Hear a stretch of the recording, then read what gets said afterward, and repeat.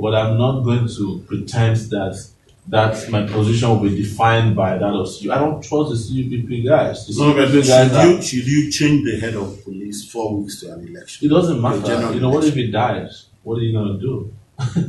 Yeah. So he's not the head of police, you know, as a matter of chieftaincy title. He's head of police, you know, as required by Nigerian law. And if his expiry date is even the day of election, the right thing to do is to remove him and put in a... We are saying to ourselves that only one person can be the Inspector General of Police in Nigeria. That should not be the case, right? Thousands and thousands of policemen who are qualified to be IG. In fact, this IG came in, and a lot of police officers were retired who were above him. And he came in, and if his tenure is over, they should let him go. Bring in another competent police officer to manage and continue the work of policing in the country. Okay, still talking about the police. I'm sorry. Last week we saw how the situation between them and Senator Dino Melaye ended. We saw how he was arrested and fell on the floor, dragged him on the floor. This is a citizen of Nigeria. Let's not even say this is a senator. Look, let me tell you, we have mediocrity everywhere. And I think what Dino Melaye was capitalizing on is the mediocrity of our policing system. In fact, Dino Melaye is ridiculing our police institution based on the way his case was handled. There was nothing wrong with Dino Melaye. I can tell you that for free. Falling on the floor is just a dramatization of that ridiculing of the institution of police. If it was somewhere else, Dino Melaye would have been put away a long time ago. The police didn't need to have extended the drama. But you know why? The police, there are sections of the police that are working with Dino Melaye. There are sections of the police that don't like him. So it's all these forces that are contending. You know, when Dino Melaye claimed that his neck was broken and he had a collar around his neck, well, in the US, he went to a club in Atlanta, removed it at the club, put it in the where you check in your coat, and they started boogieing right there in Atlanta. After he finished boogieing, put up the collar again, came out of the club. In Atlanta, you can ask people who saw him at the club. Dino Melaye is a comedian. He has his own humorous value, but he's also telling the story of quality of leadership in Nigeria. So that's Dino. Yeah. The other issue that trended up to the weekend was that of Amina Zakari. Yes. So, do you think it matters whether somebody is a cousin? Oh, it does. It does. No. I think any impression that the electoral process will be tainted by either nepotism, tribalism, or even acquittance, that somebody will be sitting with sensitive electoral materials that is seen to be biased, we must immediately take steps to remove the person. If not remove the person completely, remove the person from those sensitive areas. I think it would have been in the best interest of even Amina herself if she had integrity to step aside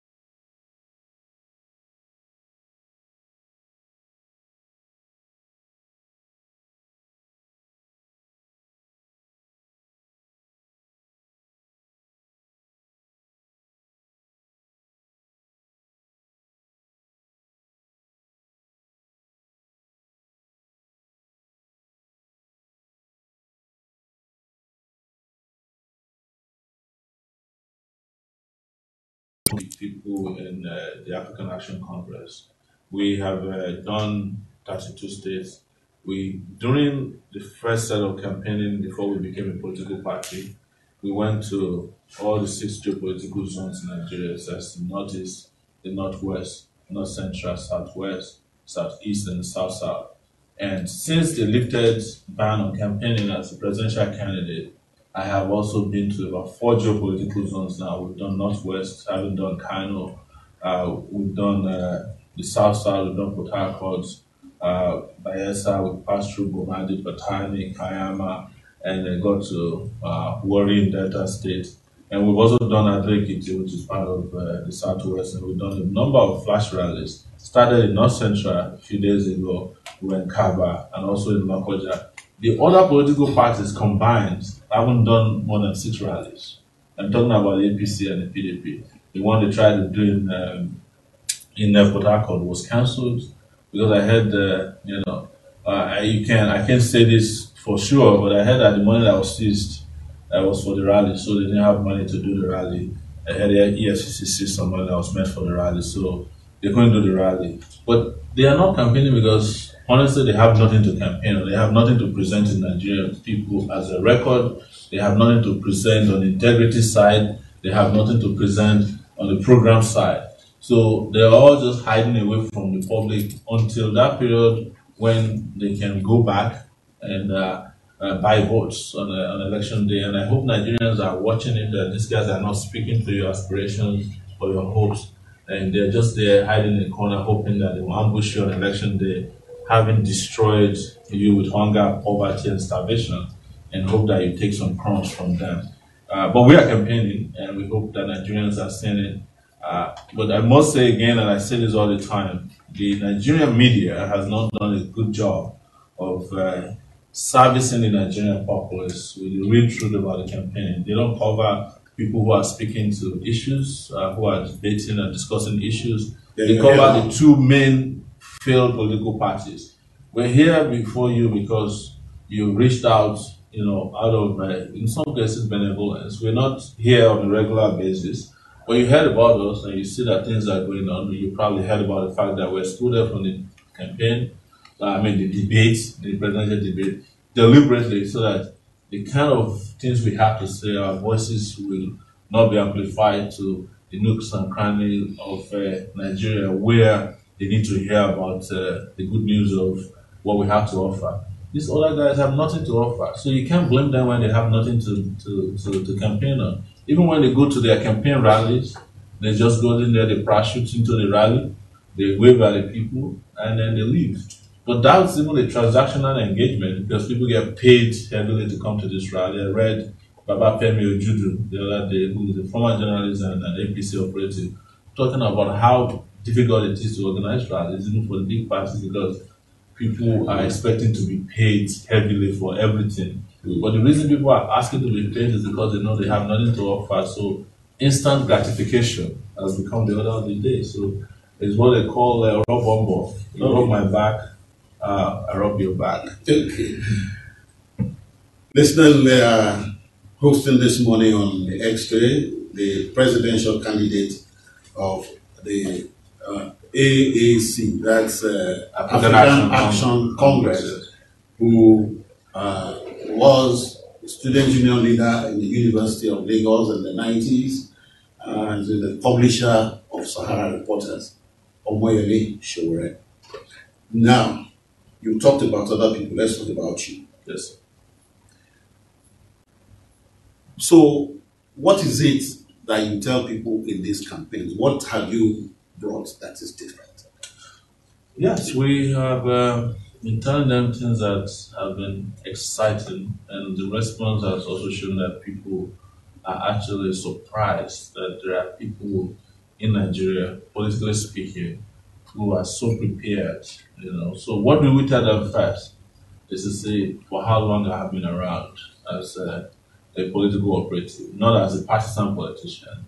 And I'm sitting next to you because I knew you in the 90s when you were at NTA 7 in Lagos, when I was a student union leader. I remember, I think it was around 1990, there was a coup Oka had just taken over, and we went to you and protested, and you told us. I think you told our leader you told us that we should leave on time because the coup had failed. If we hadn't left 15 minutes after you told us, we probably would have been mauled at the gate of NTA 7 because the soldiers had foiled the coup and they were coming for or to secure the NTA, and they would have taken us for coup plotters, pretty much. They would have shot us on site. That's how long I've been on. Yeah, just as an aside. I mean, so people can understand if we get emotional about things that having to do with soldiers going to the media house. Exactly. So you have been caught in several of those events before, and it could get pretty ugly very quickly. Yeah. So I've been around for 30 years. By 2019, I've been around for 30 years, fighting for what is just and right. Starting from 1989, the event I was describing to you was about, I think it was in 1992. Is 1990? Yes. So, and we were part of that. And then we fought against military rule, and then ensured that Nigeria had democracy in 1999, 10 years later. And that's between 1999 and now is 20 years. And within that period, fought against third term, fought against, complacency in the media. That's how I started the media company. And also done a lot of protests, been part of a lot of organizations, groups, and helped consolidate democracy, fighting, corruption at every level, including ensuring that some elections in 2015 were free and fair. So that's what I tell them first. And we move on to the next level. What can we give to Nigeria to lift Nigeria out of the doldrums? Because we are ground zero right now. And we have 10 programs, of which security is major, number one, power sector reform, especially electricity, which we plan to step up from 3,000 megawatts to 24,000 megawatts, and which we know and understand is possible within 2.5 years, providing jobs through infrastructural development. We're looking at about 5 million jobs. We're looking to build 17 million homes, both, all of them affordable housing, investment in education, health, agriculture, all of what we are planning, including fighting corruption and also restructuring of Nigeria stands on 3 planks, of security, self-sufficiency, and sustainability. These are programs that we'll be discussing with people both in Nigeria's lingua franca, English in some cases, a lot of local languages, and people are buying into the ideas. There's nowhere we've been that people have not stood and listened to us, and we've been to markets, we've been to universities, churches, we've been to palaces of traditional rulers, and we've done open rallies, we've done town hall meetings, we've been everywhere. We've been in Nigeria, we've been outside of Nigeria, including visiting over 15 cities in different parts of Europe, America, and here on the continent of Africa as well. I went as far as Australia to campaign. So we've been on the campaign circuit doing so well and doing strongly. And we just hope that Nigerians are conscious enough to understand that this is the best opportunity we have to change gaps. Mm. Okay. Now, when you are at the University of Lagos, yes, I think what put you in trouble the most was the issue of the fight you had against cultism. That's right. At that point in time. Looking back now and looking at the present situation of Nigeria, the problem that was emerging on the campuses then, do you think we were able to conquer that problem, or it does seem as if it has jumped into society in general? Yeah, this is exactly why I was fighting cultism. I went back and read an interview I granted in The Guardian in 1994 when it took over the anti-cult movement on campus. And I was agonizing that the problem was spread onto the streets. And that has happened. If you go to the streets now in Lagos, almost every street is owned by a cult gang. And it's bloody out there. I knew that it would happen. But what was most important and immediate to me was to ensure that all the students at the University of Lagos at that time that nobody got hurt or injured or killed or raped. And that I succeeded in doing, but it almost took my life. As you're aware, they ganged up against me, the school authorities, the police, and the government. And because they didn't only see me as an anti-court fighter, I was also fighting against the military. So they had my plates. My plate was full. My hands were full with all kinds of struggles. And the gang up, and it was easy to gang up against me because then it was easy to claim that it was the courts that killed Sowore and not the government. But whereas it was the government, in fact, the attack on me was led by a police officer who was also a student at the university, and we later got documents that link the police commissioner of Lagos at that time, James Dambaba, with my attack. He eventually spent time in jail because he was one of Abacha's hitmen. So, but I'm completely happy, satisfied that I achieved that. Nobody was killed while I was the union leader. The year I left, they were killing kids like flies on campus. Yeah, I mean, at that time, because you were on campus, and this was largely a campus issue. I'm not asking you to name names. Looking at our leadership structure now in the country, do you see people that you knew as cultists who are now in positions of prominence in this society? Several of them, yeah, I do. I won't, like you said, I have to protect your station from all kinds of libelous, attacks. I can handle it, but I'm in a different space now. Yeah, I see a lot of them. Some of them even come up to me and say, look, you tried, but we're the ones running the show now. But there was nothing that I did at that time that I won't do again, and that's why we need to move, into the leadership of the country, so that people who necessarily are not in those kind of conventions or bondage are not ruling the country. Because some of them have become judges, police officers. They're in sensitive positions in the country, and that's why at the slightest provocation they'll kill anyone if we are not doing their bidding.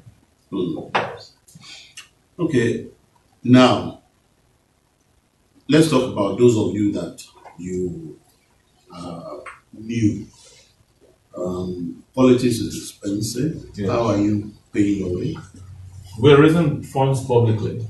By last night, we raised close to 100 million naira. And this never happened in the history of Nigeria. The Nigerians will donate to a political cause. Usually they collect. But it's a combination of strategies. We're asking Nigerians abroad to donate through what they call crowdfunding, through GoFundMe. Over there, we raised over $123,000. The intention was to raise $2 million, but we haven't reached anywhere close to that. But it's commendable and encouraging to find out that people will wake up and set aside funds for the Sowore campaign. Every other candidate tried it and it didn't work, except for another very ingeniously devious way that the APC tried it by claiming that they collected money from farmers. Everybody knows that was a scam. But we also have a local account where people are dropping in money, and we raised almost 53 million naira in that account. It's any bank account that we have out there. And every night, or every other night, we do a Facebook live show to announce our donors and how much we're making. So I think the transparency of how we're announcing it makes people, it's encouraged a lot of people that this is politics done a different way. Would I have expected more money to support us? Yes, of course. We were hoping that we get up to 400 million naira locally and $2 million internationally to support. It's still a drop in the bucket, but what is interesting is that people are not asking us for what they ask traditional politicians like Femi Ojudu and the rest of them, because they know that they're in the business of taking care of the public treasury and taking care of themselves. They ask them, it's kind of a prepaid relationship. But for us, nobody's asking us to fry akara and bake cake, or give them pap, or give them ankara or branded rice. Nobody's asking for those. Then do you think people are taking you seriously? They do, yes. And They take us seriously to the extent that they will meet us everywhere we go. They take us seriously to the extent that they will donate. There are people who donate 200 naira, and it makes a lot of difference to me because if someone donated 200 naira, or 100 naira, or 500 naira, that's probably all they have. And they're investing in your political philosophy or agenda, something they think will bring back the kind of support that they look for. It's like investment in hope. So a lot of people are hoping that this country will change and they're making that investment. They take us serious enough to be afraid that, they don't want us to be in the debate. If they didn't take me serious, they would have gladly allowed me to come and debate. And the debate would have become inaudible. But they know there's no way I'll be at the debates and they will not spark a lot of conversation that otherwise don't happen in the country. Yeah, but what people talk about often concerning politics is you have to have a structure on the ground. And you have to have people manning polling booths in every polling point and all those things. With the kind of money that you're talking about, you probably may not be able to. No, we're talking about money that reached us. We're not talking about money that have been invested directly. A lot of people are volunteering their vehicles, houses. We have representatives everywhere. For you to become a political party in Nigeria, you must have representatives in at least 25 states. We have that already, and we've doubled and tripled and quadrupled that. We have people everywhere. We have polling agents who have volunteered and that we're processing as we speak. So a lot of people are on our side. I'm just telling you transparently how much we've raised that has come to our own wallets, and which is what is fueling our travels around the country. I will tell you here that I have been to more places in Nigeria in the last 9 months than the president of Nigeria has been in the last 4 years, even though I don't have a private jet. He has got 9. Okay. Listeners, you can join this conversation by calling 0818 999 1011. 0818 999 1011. And our guest this morning is Omoyele Sowore, presidential candidate of AAC. Now, there was this issue that was reported in the media. Okay. The call came in just now. Sorry. There was this issue that was reported in the media that you actually said that you are going to legalize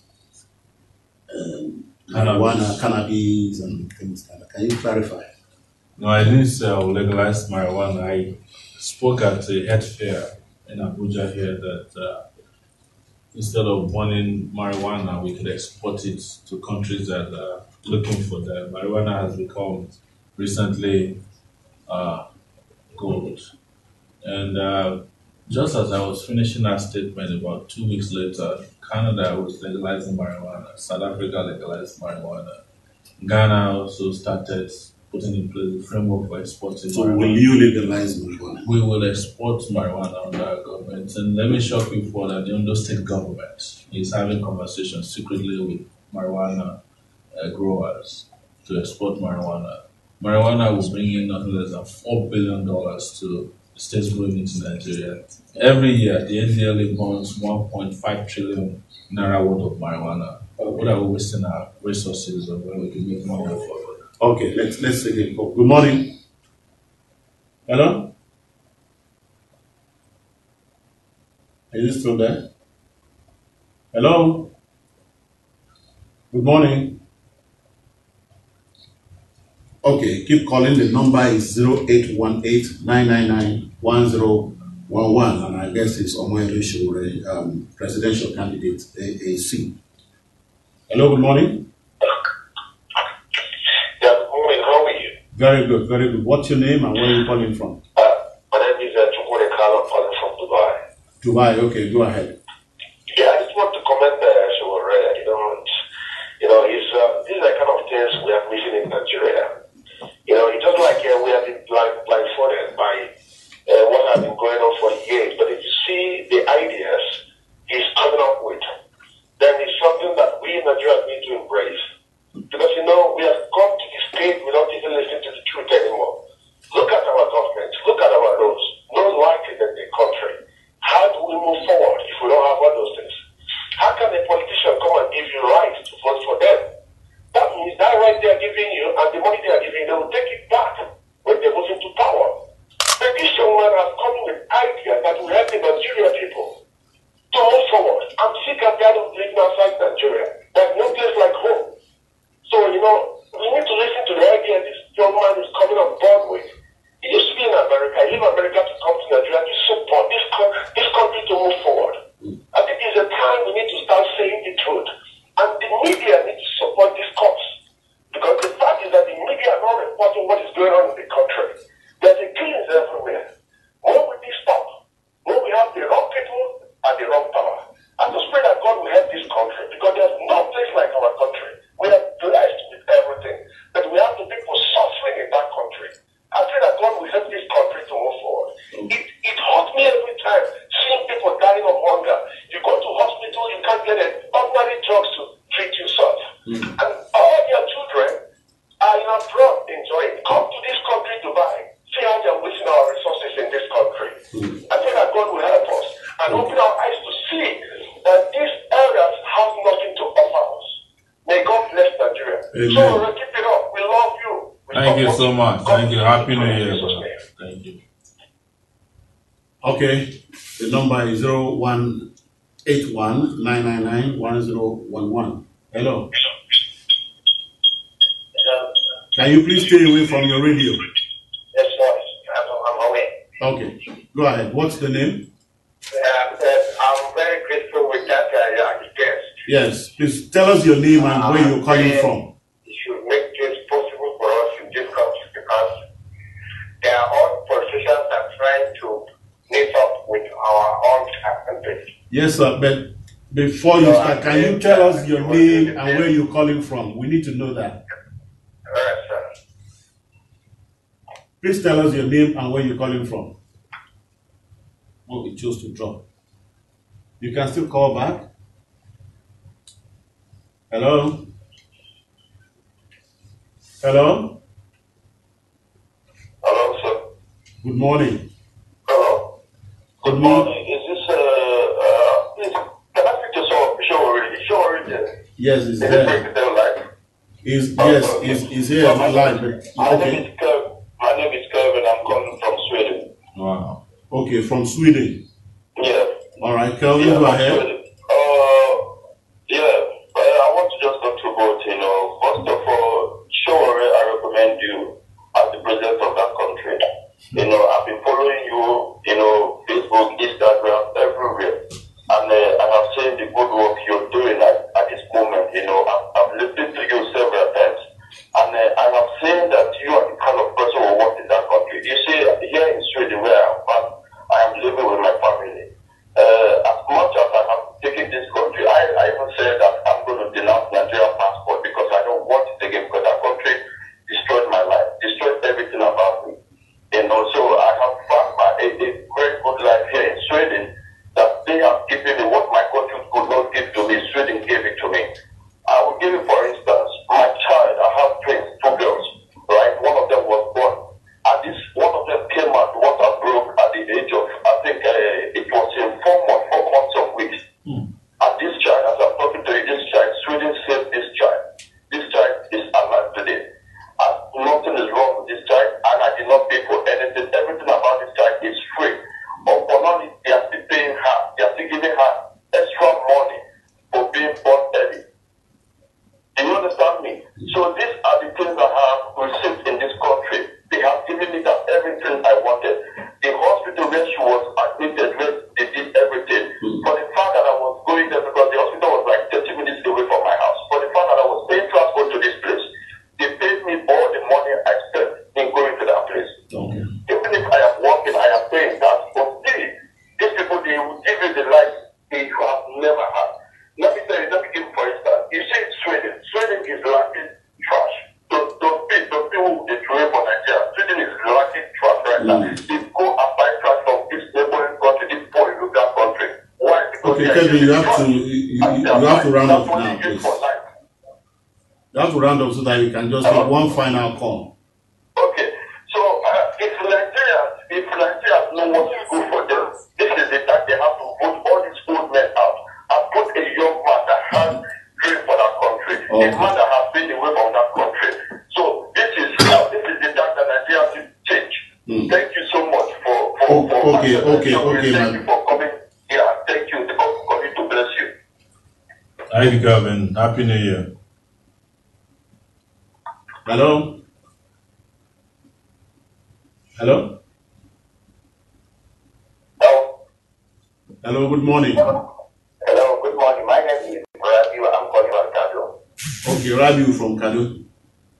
Please, yes, please go ahead. You don't have more than 20 seconds. Yes, okay. I supported him, my brother. Please let him keep up all good things that he has in mind. Or even though he can not be able to do it in 2019, let him keep it up. After when his government reduce funds, then he can come and add from where they stop. Please. Okay. I'm pleading with him, let him keep up. He will not feel, even though he knows, but by God grace he will not lose, but let him keep doing it. Please. Yes, Rabiu. The kind of people that we need in Nigeria, there's nothing that is as hard. Thank you very much, Rabiu. Thanks for it too, my brother. Yes. Keep it up. Your last caller this morning, and we just have a few seconds left. Yes. And I want you to address, I want to take it up from where Rabiu left. Yes. The way it's going now, elections can go either way. Yes. But to be honest, a lot of people are not giving people like you a lot of chances this time around. However way, whichever way it ends, are you going to, what happens if you lose? There's no losing this election. I don't see how people cannot wake up in 41 days and change the direction of their lives. You see, people tell me all the time, what about we wait till 2023? And my question is simple. What gave you the impression that you will live up in 2023 under this regime, under the circumstances that we have now? So if you have a choice to live a great life and live beyond 2023 because of the new government that is coming and that puts things in place that will enhance your lifestyle, that will enhance your longevity, why won't you go for it rather than vote for a bunch of politicians that are not going to fix your roads, that would destroy your life the way they've been doing it, or make your life miserable? Yes, I think people need to overcome their cynicism that it is possible to vote these guys out and that we're here to rescue the country. There's no need to be cynical about it. People have registered to vote, you have your PVC. While our party is number 3 on the ballot paper, it's even easier to vote for us than to be looking for the failed parties at the bottom on the ballot paper. Vote for the party that will rescue you. Vote very quickly, fast, and ensure that by 12 noon that day or even by 5 p.m. you have a brand new president and a brand new country. Okay, thank you. But that caller raised a fundamental issue. It's driven by cynicism. It's fine. It's election. Even the best of candidates lose election. That's exactly so. Should it not work your way this time around? Is that all? No, not at all. And look, I've been involved in politics, but not partisan politics. Since 1999 at the University of Lagos. I'm part of all the people that fought for democracy, and I'm still fighting. So how could that happen? What was our report as a political newspaper? It's part of an advancement of my political engagement with Nigerian people. In 1 or 2 sentences, how can we aggregate the energies of those of you who are new forces this time around? We hope that they'll come around. I think it's obvious and clear to the new forces who the main new force is at this point. We are the only ones who, within 9 months, created a movement, then have our own political party. Our party was announced with 23 other political parties. We are not hearing about it. We even met somebody yesterday who is a mainstream politician who said there are only 3 contestants in the Nigerian presidential election: Buhari, Atiku, and Sowore. I'm not making it up. That's what the polls are saying out there. That's what people are talking about. But vote for the right person. Don't vote for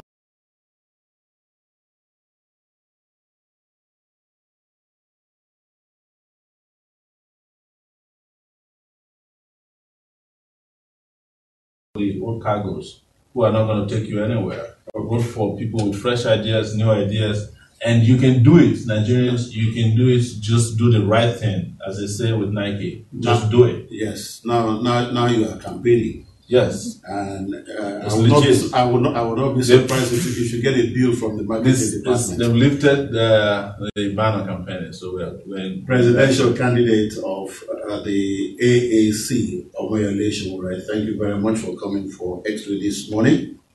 We wish you all the best of luck in your campaign and wish you further luck in the election. Keep it up, like people have said. Thank you very much, listeners, for staying tuned again this morning. We'll do it again tomorrow. My name is Jerome Ifali. Have a wonderful day. Thank you so much.